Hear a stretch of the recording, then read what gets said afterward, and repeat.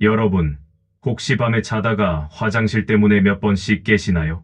한 번 깨면 다시 잠들기 어려워서 아침에 피곤하신가요? 오늘 제가 말씀드릴 이야기는 정말 중요합니다. 많은 어르신들이 겪고 계시지만 제대로 된 해결법을 모르고 계신 문제거든요. 지난달 저희 병원에 오신 81세 김순덕 할머니 이야기부터 들려드릴게요. 할머니는 매일 밤 4~5번씩 화장실에 가셔야 했어요. 잠을 제대로 못 주무시니까 낮에는 늘 피곤하고 무기력하셨죠. 더 심각한 건 새벽에 화장실 가시다가 넘어져서 손목을 다치신 일이었어요. 선생님, 이렇게 사는 게 사는 건가요? 밤마다 화장실 가는 게 너무 괴로워요. 할머니의 이 말씀이 지금도 가슴에 남아 있어요. 하지만 지금은 완전히 다르세요. 간단한 방법 3가지만 바꾸셨더니 이제는 밤에 한 번 깨거나 아예 안 깨시는 날도 많아요. 어떻게 이런 변화가 가능했을까요? 안녕하세요. 저는 35년 동안 어르신들의 소변 문제만 전문으로 치료해온 비뇨기과 의사 김건강입니다. 저도 올해 68세가 되었고 몇 년 전부터 같은 문제로 고생했던 경험이 있어요. 여러분께 질문 3가지를 드릴게요. 한번 대답해 보세요. 첫째, 밤에 2번 이상 소변 때문에 잠에서 깨시나요? 둘째, 화장실 다녀와서도 다시 잠들기 어려우신가요? 셋째, 아침에 일어나면 충분히 자지 못한 것 같아서 피곤하신가요? 이 중 하나라도 해당되신다면 오늘 이야기가 여러분께 큰 도움이 될 거예요. 많은 분들이 나이 들면 당연한 거 아니야 라고 생각하세요. 하지만 이건 큰 오해입니다. 올바른 방법만 알면 충분히 좋아질 수 있어요. 오늘 제가 알려드릴 방법은 특별한 약이나 비싼 치료가 아니에요. 집에서 쉽게 할 수 있는 간단한 생활 습관 몇 가지만 바꾸시면 됩니다. 실제로 지금 말씀드릴 방법들을 실천하신 분들은 한 달 만에 놀라운 변화를 경험하셨어요. 여러분도 충분히 가능하세요. 먼저 왜 밤에 자꾸 화장실에 가게 되는지 쉽게 설명해 드릴게요.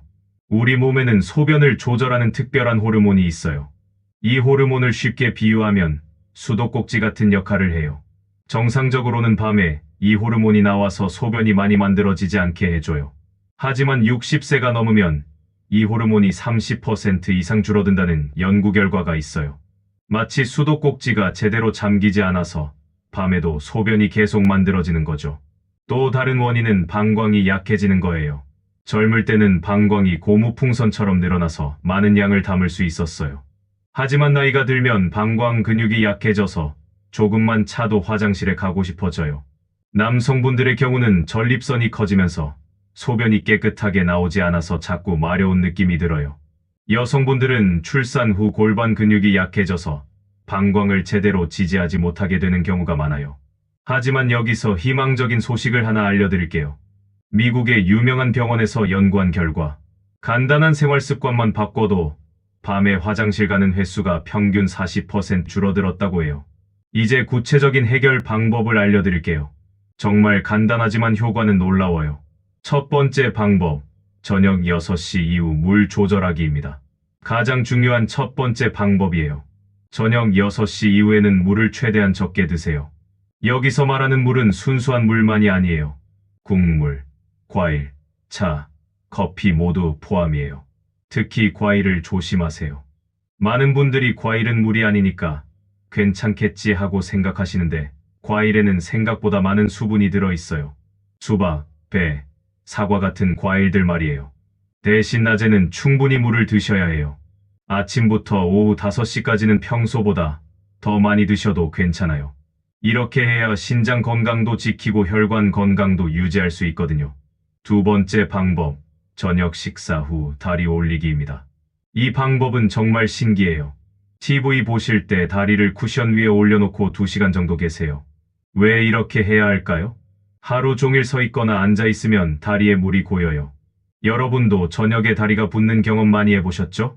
이렇게 다리에 고인 물이 밤에 누웠을 때 혈관으로 흡수되어 소변으로 나와요. 그래서 미리 다리를 올려서 부기를 빼주면 밤에 만들어지는 소변 양이 확 줄어들어요.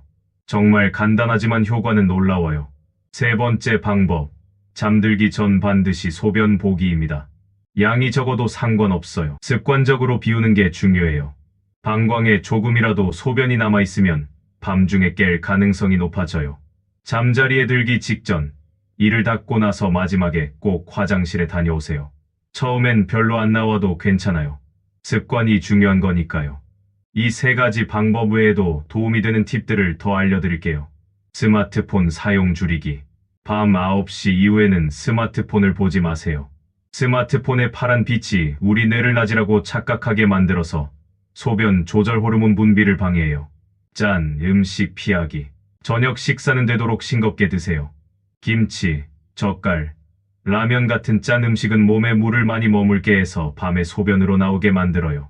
적당한 실내 온도 유지하기.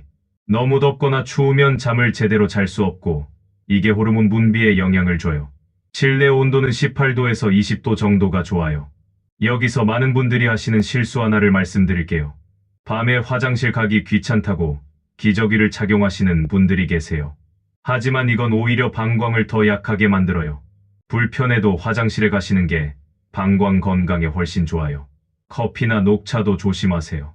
오후 2시 이후에는 피하시는 게 좋아요. 술도 마찬가지예요. 맥주 한 잔 정도는 괜찮지 하고 생각하시는데 알코올은 소변 조절 호르몬을 방해해서 오히려 증상을 악화시켜요. 이제 실제로 이 방법들로 좋아지신 분의 이야기를 들려드릴게요. 작년 가을 저희 병원에 오신 76세 이철수 할아버지가 계셨어요. 할아버지는 매일 밤 서너 번씩 화장실에 가시느라 고생하고 계셨어요. 처음엔 나이 들면 그런 거지 하고 넘기셨다고 해요. 하지만 점점 잠을 제대로 못 자니까 낮에도 피곤하고 무기력해지셨어요. 더 심각한 건 새벽에 화장실 가시다가 문에 부딪혀서 이마를 다치신 일이었어요. 검사를 해보니 전립선은 크게 문제 없었고 방광 기능도 나쁘지 않았어요. 다만 소변 조절 호르몬이 많이 줄어든 상태였고 생활 습관에 문제가 있었어요. 할아버지는 저녁에 국물을 정말 좋아하셨어요. 된장찌개, 김치찌개, 국물까지 다 드시고 식후에는 꼭 과일을 드시는 습관이 있으셨어요. 그리고 잠들기 전에 TV 보시면서 차 한 잔씩 드시고 계셨고요. 저는 할아버지께 세 가지를 제안했어요. 저녁 수분 조절, 다리 올리기, 잠들기 전 소변 보기. 처음에는 그런 간단한 걸로 정말 나아질까요? 하고 의심하셨어요. 하지만 할머니께서 적극적으로 도와주셨어요. 저녁 식사를 일찍 하고 국물 대신 반찬 위주로 드시게 하고 과일도 오후 4시 이전에만 드시게 했어요. 그리고 저녁에 TV 보실 때는 다리를 쿠션에 올려놓고 보시게 했고요. 첫 주에는 별 변화가 없었어요. 여전히 밤에 서너 번씩 화장실에 가셨고 할아버지도 역시 안 되는 것 같다며 실망하셨어요. 하지만 2주째부터 조금씩 변화가 나타나기 시작했어요. 어젯밤에는 2번만 갔어요라고 하시더라고요. 3주째에는 더 뚜렷한 변화가 있었어요. 요즘 아침에 일어나면 덜 피곤해요. 그리고 낮에 졸리지도 않고요. 한 달 후 다시 오신 할아버지의 모습은 완전히 달라져 있었어요. 표정이 밝아져 있었고 걸음걸이도 훨씬 안정적이었어요. 선생님, 이제 밤에 한 번만 깨요. 그것도 금방 다시 잠들 수 있어서 정말 좋아요. 가장 기억에 남는 말씀은 다시 살 것 같다는 말이었어요. 잠을 제대로 자니까 낮에도 활기가 생기고 손주들과 놀아줄 수 있는 체력이 생겼다고 하셨어요. 6개월 후에는 더 놀라운 변화가 있었어요. 요즘은 동네 한 바퀴 산책하는 게 일과가 됐다고 말씀하시더라고요. 지금도 그 세 가지 습관을 꾸준히 지키고 계시고 주변 분들에게도 이 방법을 알려주고 계세요. 사실 저 자신도 비슷한 경험을 했어요. 의사라고 해서 병에서 자유로운 건 아니거든요. 제가 60대 중반에 들어서면서 밤에 한두 번씩 화장실에 가게 되더라고요. 처음엔 저도 나이 들면 당연한 거지 하고 생각했어요. 하지만 점점 횟수가 늘어나면서 잠을 제대로 못 자게 되었어요. 밤에 깨서 화장실 다녀오면 다시 잠들기까지 1시간 가까이 걸렸거든요. 그래서 제가 환자분들께 권하던 방법들을 직접 실천해봤어요. 저녁 6시 이후에는 물을 마시지 않고 식후에 즐겨 마시던 차도 끊었어요. 그리고 저녁 식사도 국물 없이 반찬 위주로 먹었고요. 처음에는 정말 힘들었어요. 평생 저녁에 차 마시는 게 습관이었는데 갑자기 끊으니까 입이 심심하더라고요. 하지만 일주일 정도 지나니까 확실히 변화가 있었어요. 밤에 깨는 횟수가 줄어들기 시작했거든요. 한 달 후에는 정말 놀라운 변화가 있었어요. 아침에 일어나면 개운하고 낮에도 피곤하지 않았어요. 환자 진료할 때도 예전처럼 집중할 수 있게 되었고요. 제 아내도 비슷한 문제를 겪고 있었어요. 아내는 70대 초반에 들어서면서 매일 밤 두세 번 화장실에 가곤 했거든요. 저와 함께 저녁 6시 이후 과일 끊기, 잠들기 전 소변 보기, 수면 전 스마트폰 금지를 실천했어요. 3개월 후 아내는 요즘은 밤에 한 번만 깨도 다시 곧 잘 수 있다고 말했어요. 무엇보다 얼굴빛이 밝아지고 손주들과 함께 뛰어노는 시간이 늘어났어요. 지금 저와 아내는 이런 생활 습관이 완전히 자연스러워졌어요. 저녁 식사는 일찍 하고 6시 이후에는 수분 섭취를 최소화하고 잠들기 전에는 반드시 화장실에 다녀와요. 무엇보다 밤에 푹 자니까 낮에 활력이 넘쳐요. 저는 68세 나이에도 여행도 다니고 아내와 함께 주말에는 산책도 다니고 있어요. 오늘 말씀드린 내용을 정리해 드릴게요. 밤에 화장실 자주 가는 문제의 진짜 원인은 소변 조절, 호르몬 감소와 방광이 약해지는 것, 그리고 잘못된 생활 습관이에요. 나이 탓으로 돌리며 포기할 필요가 전혀 없어요. 해결책은 의외로 간단해요. 첫째, 저녁 6시 이후 수분을 줄이세요. 둘째, 다리에 고인물을 미리 빼주세요. 셋째, 잠들기 전 반드시 소변을 보세요. 이 세 가지 작은 실천만으로도 오늘 밤부터 삶이 달라질 수 있어요. 이철수 할아버지처럼 매일 밤 서너 번씩 화장실에 가던 분이 한 달 만에 한 번으로 줄일 수 있고, 저와 제 아내처럼 푹 잠들어서 활기찬 노후를 보낼 수 있어요. 진짜 중요한 것은 꾸준함이에요. 35년 동안 수많은 환자분들을 돌보며 깨달은 것은 습관이 약보다 강하다는 진리예요. 비싼 약이나 복잡한 치료보다도 올바른 생활 습관이 더 강력한 치유력을 가지고 있어요. 여러분은 혼자가 아니에요. 가족과 함께 실천해보세요. 서로 격려하고 의지할 수 있어서 훨씬 쉽게 성공할 수 있어요. 내일 저녁부터 작은 습관 하나만 바꿔보세요. 그 작은 변화가 여러분의 노후 건강을 완전히 달라지게 할 수 있어요. 제가 68세 나이에도 매일 활기차게 살 수 있는 것은 이런 건강한 습관들 덕분이에요. 여러분도 충분히 가능해요. 나이는 숫자에 불과해요. 중요한 것은 올바른 선택과 꾸준한 실천이에요. 댓글에 여러분의 다짐 한 줄을 남겨보세요. 저는 매일 저녁 6시 이후 수분 섭취를 조절하겠습니다. 저는 매일 잠들기 전 반드시 소변을 보겠습니다. 이런 식으로 말이에요.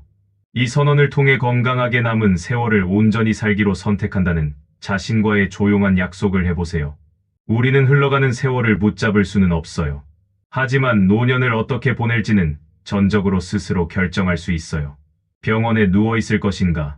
아니면 매일 아침 산책을 할 것인가? 평생 수면제에 의존할 것인가? 아니면 꾸준한 좋은 습관으로 자연스러운 숙면을 찾을 것인가? 이 모든 것은 여러분의 선택이에요. 오늘 이 영상이 도움이 되셨다면 사랑하는 가족, 지인들에게도 공유해서 함께 건강한 삶을 살 수 있도록 전달해주세요.